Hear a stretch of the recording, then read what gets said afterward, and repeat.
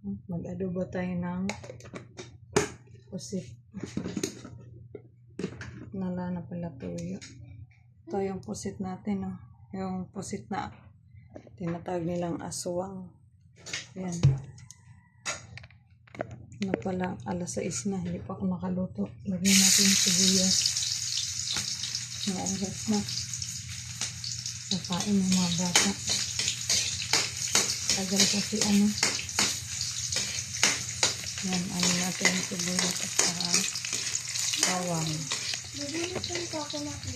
Nakalimutan ko yung luya pala. Luya. Nahuli. Nahuli na. Nasunog na. Nasunog na yung ano natin. Bawang. Patong na siya guys. Ano yung bawang saka ano. Sibuyas. Kalimutan ko eh. Tapos lagyan natin ito.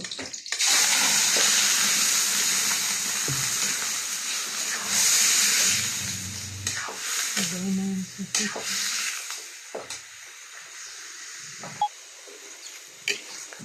Yan, alat natin para magasik-gasik kasi ng oras na.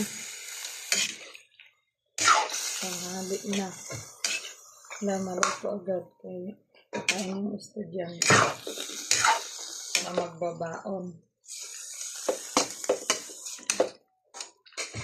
Wala pala tayong lagyan natin suka konti. Wala pala tayong ano tuyo. Tayong tuyo.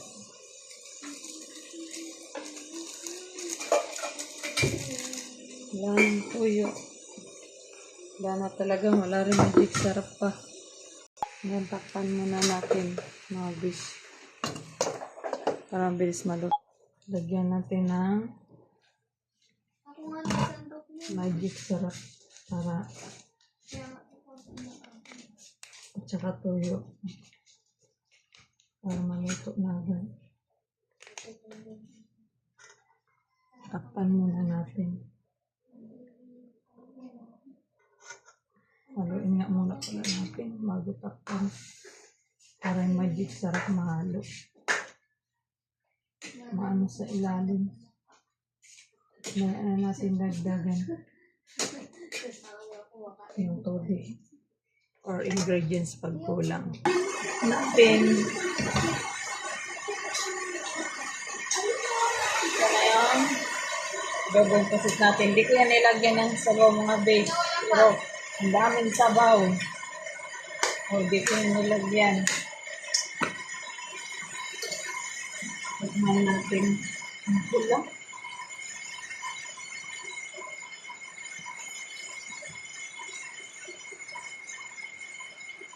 Sakto lang. Papapasa ako. Pwede mamaya pag uminto.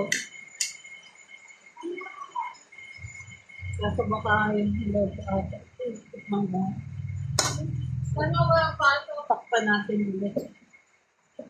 Hindi sayang lang gising natin. Ito lang ang pinagpapalala.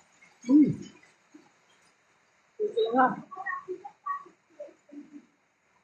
Karambot niya lang. Kaya, gusto ko nga niya. Karambot. Baka may kami sabaw. Dami ang sabaw. Kaya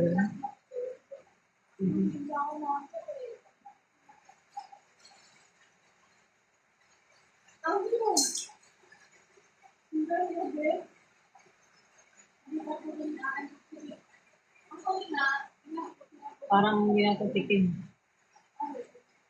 Kasi magpapapak mo.